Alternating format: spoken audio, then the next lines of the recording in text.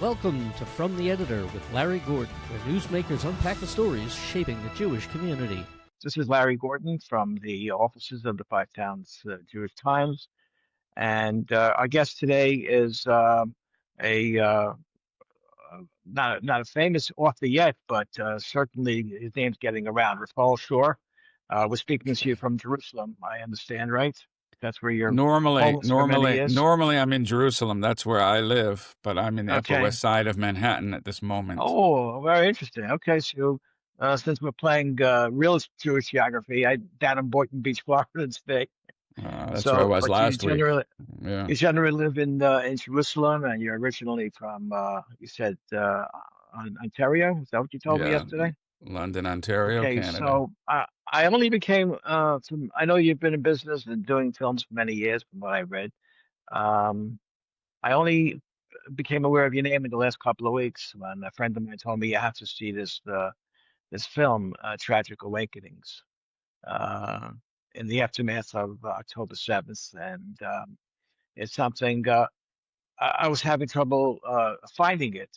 I know it's not posted in any of the main platforms yet, but it's something that I'd like to explore with you in terms of the motivation. And I just want to say for our listeners that it's something very compelling, and it's an important piece in the aftermath of October 7th. So tell us, Rafael, a little bit about the background. Well, the background is that I'm a documentary filmmaker and an entrepreneur, educational entrepreneur. So I started the organization Open Door Media about 18 years ago, which is the Mhm. largest educational media program in the Jewish world. And we make hundreds of videos every year, and it's called Unpacked online. And I've made 18 feature-length documentary films over the past 20 years. And I decided before October 7th that the time had come for me to write a book, my first book. So I started Mhm. on it 6 years ago. It was published 1 year ago, October 7th, 2024. And it became an Amazon bestseller. It's called Who's Afraid of the Big Bad Jew? Learning to Love the Lessons of Jew Hatred. And then when I showed some of my friends this book and they read it, they said, "You have to make a film about this book because you're a filmmaker." And I initially hesitated. I didn't want to because you have to raise money to make a film. But in the end, we Mhm. did it, and we produced this film. It's only 53 minutes long. I hope it'll be on Mhm. Amazon Prime in about Mhm. 2 months' time. That's the expectation, so it'll be Mhm. more available Mhm. for people. Right now, you have to Mhm. go to tragicawakening.com to get Okay. access. And we've been doing screenings all Uh, over America and Europe and Israel. It's been in film festivals. And the idea is that my book and then this film explore the real reason for Jew hatred, one that has been obfuscated and mhm. hidden from the eyes, unfortunately, of the Jewish people and most of academia for the past generation or two. So it's interesting that you refer to it as it's a defined characterization, which is true hatred. Usually, the world Yes. refers to it as anti-Semitism, but I've thought for a long time that no one really knows what the words anti-Semitism mean. You have to break it down to make it in simple terms. It is Jew hatred. Anti-Semitism is too much of a mysterious, perhaps even overused type of term that to most pedestrians doesn't really mean anything. Yes, So this is very true. So I so was I deliberate mean, in choosing the word Jew hatred. okay, and what did you find? You found a very interesting character who's a central personality Yeah, in the in the film. film. Tell us a little bit about her. Yeah, so the film features an incredible woman named Rawan Osman. She was a Muslim. She grew up in Syria and Lebanon, Hmm. and she was an anti-Semite because what she will tell you, like most people who are being honest from the Middle East, is that she was raised and educated by her entire society and education world to be a Jew hater. And Hmm. so when she moved to Europe in her mid 20s and for the first time came into contact with some Jews, she was shocked that they didn't want to kill her. She was shocked that they weren't evil monsters. And Mhm. she slowly started to realize that she had been brainwashed to think that the Jews are her enemy. And over more time, she became more pro-Israel. She participated in the very first Arab delegation to Auschwitz. And then after October 7th, she was done. She said, I like the Jewish people very much, and I cannot believe what my previous world has done to the Jewish people. And she decided that she wants to attach herself to the Jewish people. She wants to speak out on behalf of the Jewish people. And she came to me because everyone told her, if you want to learn how to do social media, come to the people at Open Door Media. They're the ones who Mhm. know how. So she came to me in that role and asked, can I help? And we provided some help at that time. She's remarkable. She's brave. She's brilliant. She's courageous. And she's articulate, and she's been speaking out. So she's the featured character as she goes through the journey in our film of trying to understand what is the nature of Jew hatred? What's behind it? Just by way of background, are we supposed to assume? We know that from the video clips that we've seen over the last 2 years, since October 7th, that there's this deep animosity and hatred for Jews that is fed to the young Palestinians in Gaza and probably in other Arab countries um, from the time that they're born. Menachem Begin used to say that Jew hatred comes into the average Arab in their mother's milk. It's just a part of who they are. I know President Trump believes that somehow he's going to, you know, dig Change that. a moat of some sort around it, and he's going to be able to reverse things. But do you see that as being a possibility, and there being some kind of a relationship somehow between the Jews and Arabs that could transcend this whole concept of natural Jew hatred? Well, And it's not just an Arab thing. We know now, and after it's October 7th, that it's the world in general. it's a world in general, 100%, sadly. But I'm a very optimistic and positive person, and I actually know that there's going to be a rapprochement. Now, in the short term, and derech hateva, as we say, operating in completely natural principles of how the world operates, I would not be optimistic. But as a religious Jew, as a believing religious Jew, I know, Mhm. especially from the last few parshiot, that in the end, Esav and Yishmael both do tshuva. And Maisa Yes. Avot, Siman Labanim, that's an indication of what's going to happen. So we know from our tradition that in the end, after the Jewish people have to suffer incredible suffering and pain and misery at the hands of both Esav, the Roman Empire, the Christian world, and then Ishmael, the Arab world. We know that in the end it's going to be positive. But right now, it is completely true that the Jewish world and most of the world has overlooked how intensely the Arab world, the Muslim world, has been brainwashing a couple of generations in a row to violently hate the Jewish people. The Palestinians were rated by the ADL as the most anti-Semitic population on the planet. They elected Hamas. They elected a genocidal organization that wanted to kill every Jew in a And popular election. they do it again probably if there was Yeah, such a thing. probably. Yeah, probably. So, I think we have to face that reality, and we've done a really good job at ignoring that reality as a Jewish people, and therefore doing some delusional things like the Oslo peace process.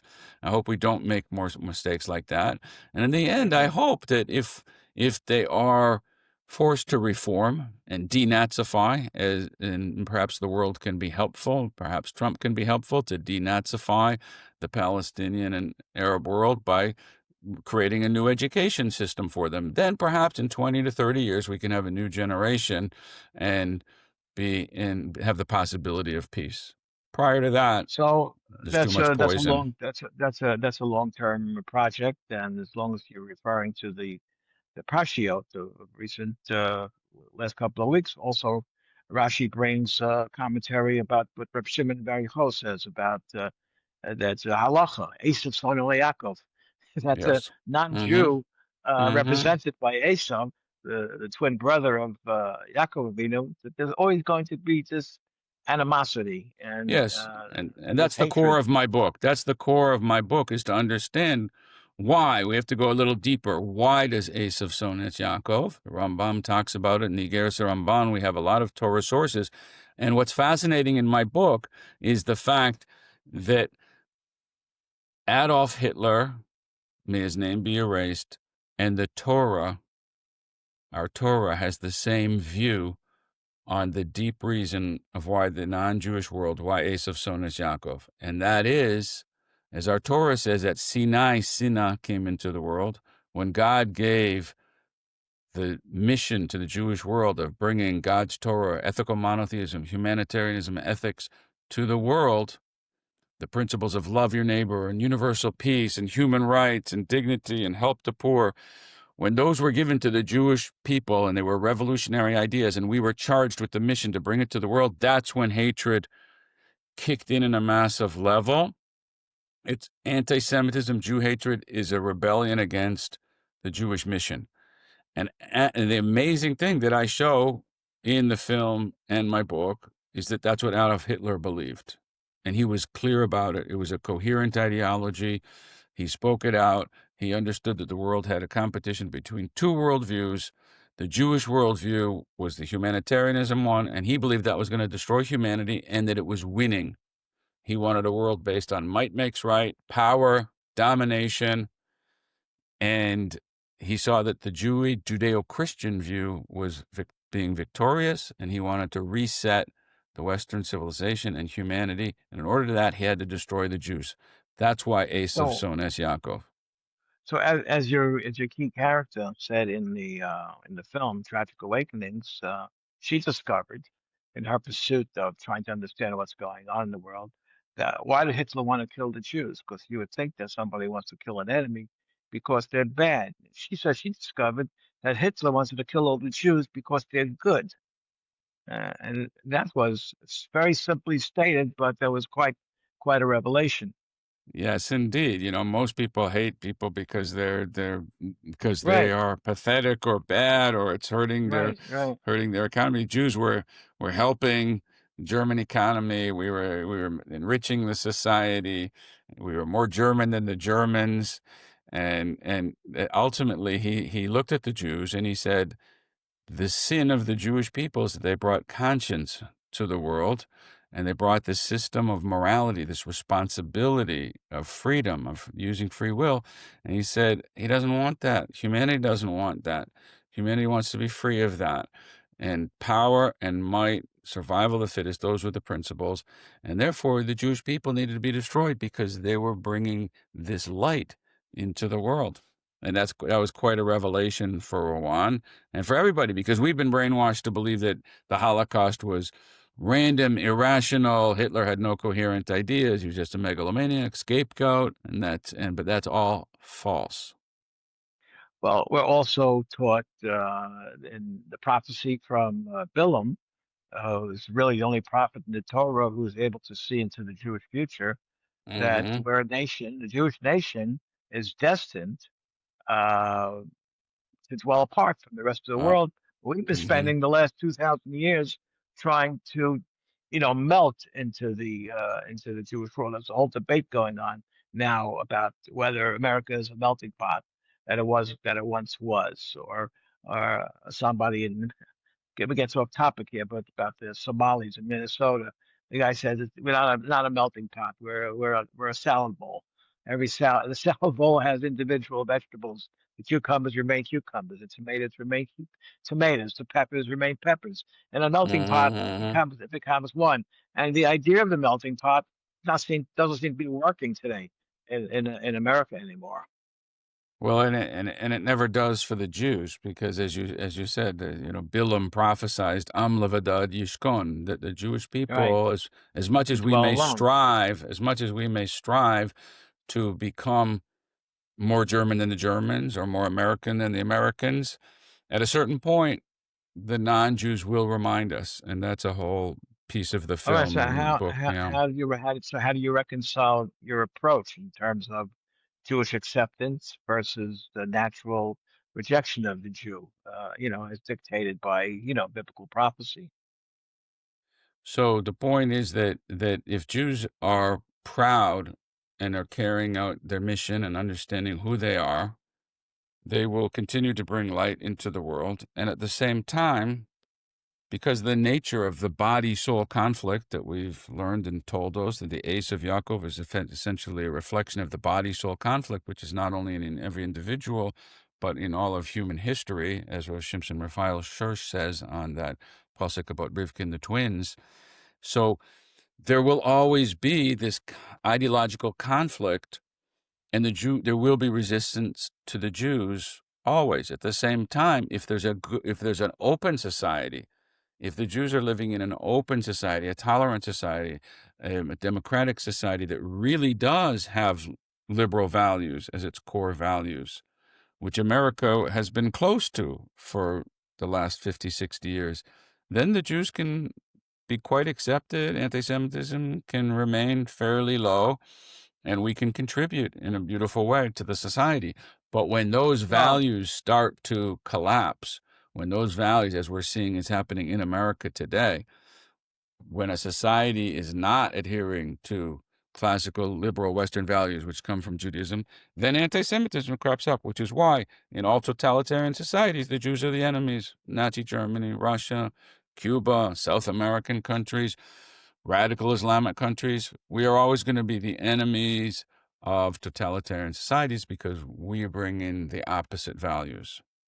it's a quite illustrious history that we carry with us, And I through the say we need to ages. take it as a compliment. See, that's my point Yeah. of the book and the film, is to understand that the fact that evil finds us in every generation and wants to wipe us out, if we understand it properly, it's the ultimate compliment of the Jewish people's purpose and mission and impact in a positive way in human history. So my main message is it's a privilege to be Jewish. It's a wonderful thing. And if we have the moral self-confidence to understand what it's about and why there's resistance, it should give us strength and inspiration. So I understand the title of the film, uh, Tragic Awakenings. Tell me what went into the title of the book.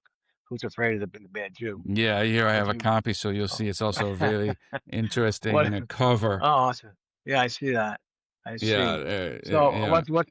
what message were you trying to, aside from My, selling books, what message were you trying to well, communicate? it's Who's Afraid of the Big Bad Jew is to be a thought-provoking, attention-grabbing headline, and then because so many people are afraid of the Big Bad Jew, and they imagine, Jews are 15 million people, but when you ask non-Jews, they say we're like hundreds of millions, if not more. So they Right. think there's a lot of big bad Jews. But then the subtitle is "Learning to Love the Lessons of Jew Hatred," and this is the message. It's like, let me get your attention. The Jewish people and in general the world, it behooves us to have a deeper conversation about the nature of anti-Semitism. And if we do understand it deeper as Jews, we can actually learn to love the actual reason, because they hate us for who we are. They hate us for being a great people that's bringing light into the world. And for non-Jews, they should also learn to love the lessons of Jews' hatred, because we're the canary in the coal mine. And as I was saying, when Jew hatred starts, but it never ends with the Jews. We talk about that in the film and my book. So it's a indication, anti-Semitism is an indication of social values starting to collapse. So if I was American today and I see an explosion of anti-Semitism on the campuses and whatnot, I'd be worried about America. Forget about the Jews. As a Jew, I'm worried. But for America, I'm also deeply worried of where American society is going. Well, so I think it's still on the downswing, or are we on the upswing? Because, you're on the west side of Manhattan. You're in New York City today. On January 1st, there's going to be a new mayor in New York. We Made it are very we clear. are deep into the downswing. deep into the Very, downswing. he's very clever. He's very clearly declared very proudly Yeah. declared his anti-Jewishness, and not even he's not even trying to parse the words by saying he's anti-Zionist, Yep. and Yep. trying to nuance the ideas, but he said he's going to arrest Prime Minister Netanyahu if he steps into New York, even though number one, he's not even the mayor yet until January 1st. Number two, he has no power to do that since America is not part of the ICC, International Criminal Court. But still, and then on the other side of the equation, recently I had Crown Prince Mohammed bin Salman in Washington recently, and he'd like to join the Abraham Accords, for example, and have relationships with Israel because Israel can provide Saudi Arabia, very rich country, oil-rich country, with a lot of things that, in terms of high tech and other innovations that they could use. But he says he can't do it until there's a pathway to a Palestinian state because its people won't accept it. But this is a guy that never has to face an election. He never has to have an electorate. It's Right. running Saudi Arabia and running the Gulf states is a family affair. It's not anything that you have to. Right. There's no 2-year campaigns like in the United States. So Hmm. which one is it? Which way are we supposed to go? Any insight into where that's going to go going forward?